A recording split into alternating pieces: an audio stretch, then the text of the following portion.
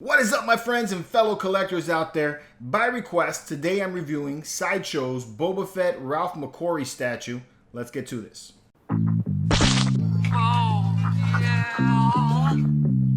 So welcome back. If this is your first time on the channel, please like, subscribe, and turn on notifications so you can stay up to date on all of our content. So yeah, guys, normally when you come to this channel, I'm unboxing something brand new, never seen before, but this time I'm taking a look at something that's about 3 years old or so.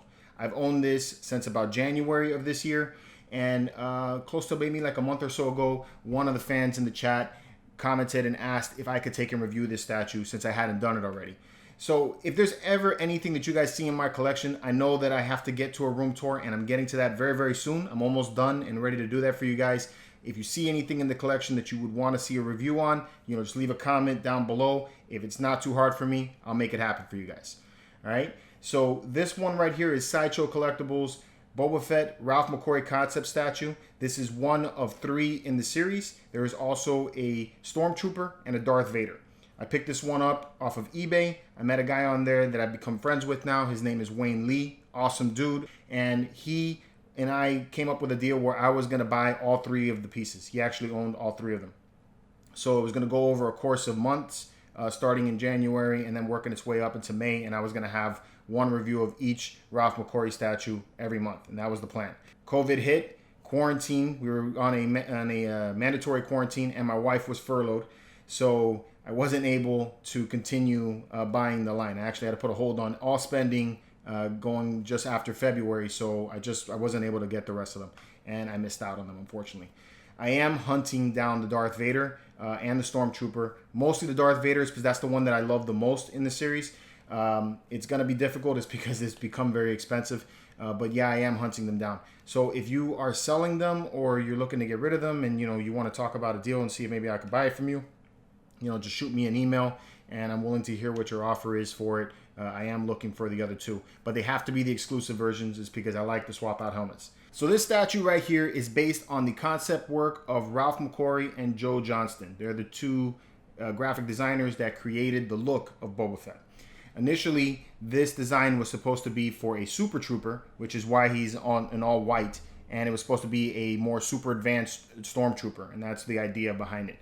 But during production, they found out that the cost of creating this armor exceeded the budget, and George Lucas had to go back to the books and refigure the character out, and he decided that he was going to make him a bounty hunter, and that's how Boba Fett was born. Now, the helmet that you see right here is the Ralph McQuarrie initial design of the helmet. This is the one that I go with because it's iconic to me, and it has kind of like some history behind it. I like that a lot. It was featured again in the Clone Wars. In one of the episodes, Obi-Wan Kenobi was pretending to be a bounty hunter, and he went in undercover, and then they actually brought this helmet back to pay homage to the original designs of Ralph McQuarrie. So really awesome. This is how you would get it if you were buying the collector's version of the statue from Sideshow. So it comes with this helmet, and it would run $429.99. That was retail when it came out. Now, if you got the exclusive version comes with the T-visor. This is the more iconic look of the Mandalorian armor. And it also ran $429.99. So this was before Sideshow started charging extra for the exclusives. So when they initially came out, I didn't jump on the line because they're kind of on the plain side looking, like all white. The Stormtrooper's all white. Darth Vader's all black. So I didn't really feel like there was a lot going on there from the pictures for me to jump on the line at $429 back then. And I was wrong. I really liked the way this looks when I saw it in person.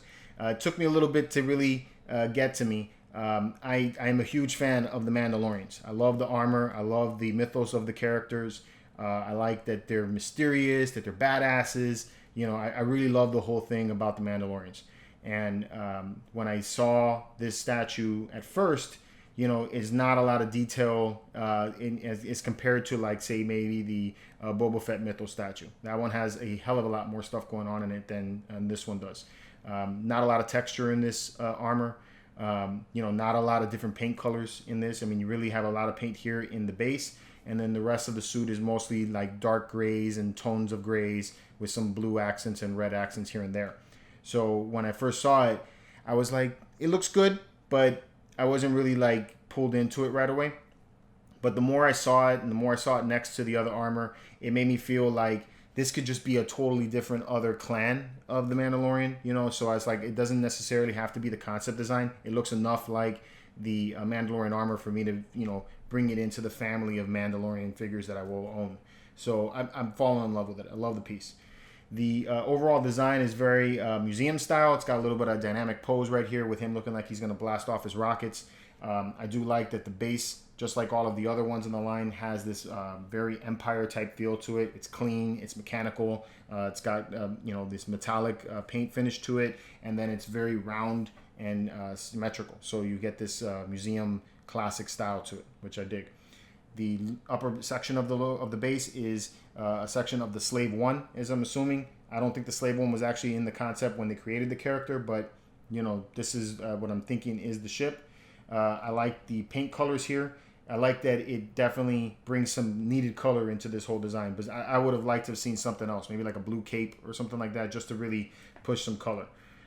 So you get, you know, tones of browns and light browns and tans, and then I like that it's weathered, and you can see like the paint is being like scored off, so you see the lower metal areas.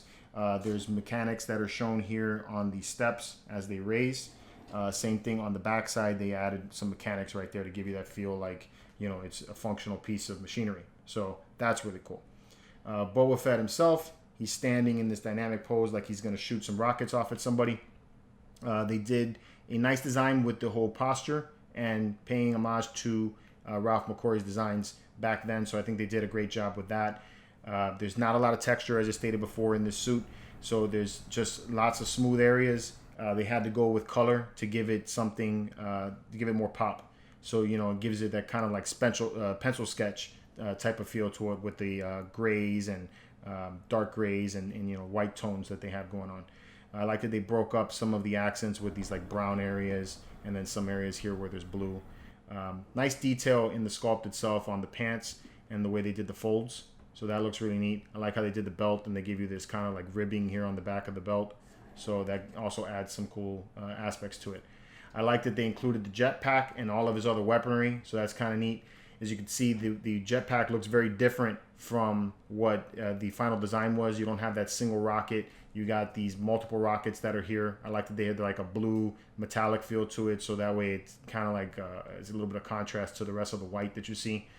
So that's really neat. You got his blaster in one hand. Not the iconic gun that he ended up with, but it still looks pretty neat. So I'm digging that. They did some nice details in the gun to just give it a little bit of realism. So that's cool. And then the only area here that has some nice texturing in it is in the gloves. So you get like this wrinkles in the gloves to give it kind of like that leather feel to it. So that's dope.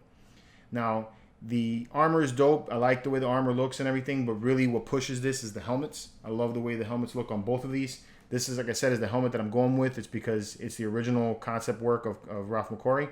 But it also, it gives me that feel of that scene from the Clone Wars where Obi-Wan was dressed in the armor. And I like that they brought it back. So I like that this helmet design. It's a little bit different.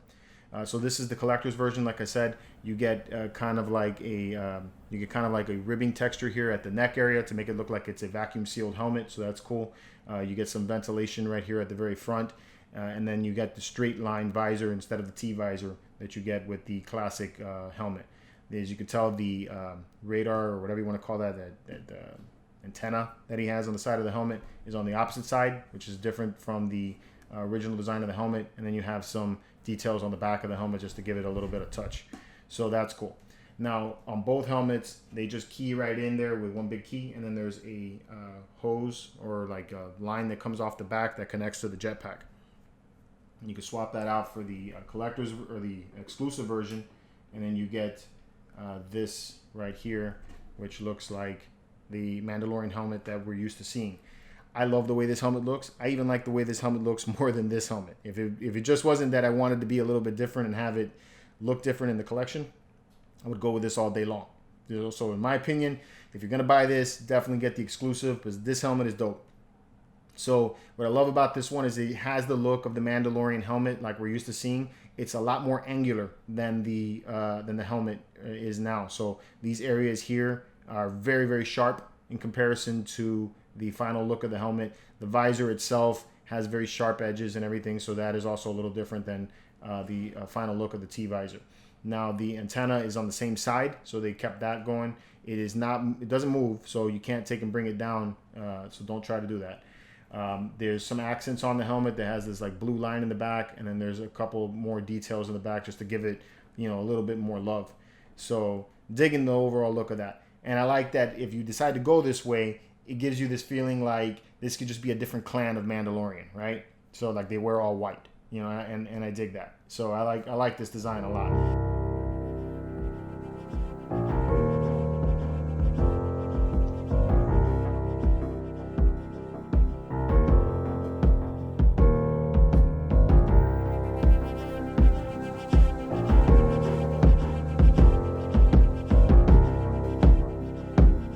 So this may not have been the one that I went after right at the beginning, but in the end, it's one of my favorite pieces in my collection, and it makes me feel like I'm owning a piece of history in the way that this is like a concept that created the character that I dig the most in the Star Wars universe. So really awesome that they were able to create this from Sideshow. They did a great job on it.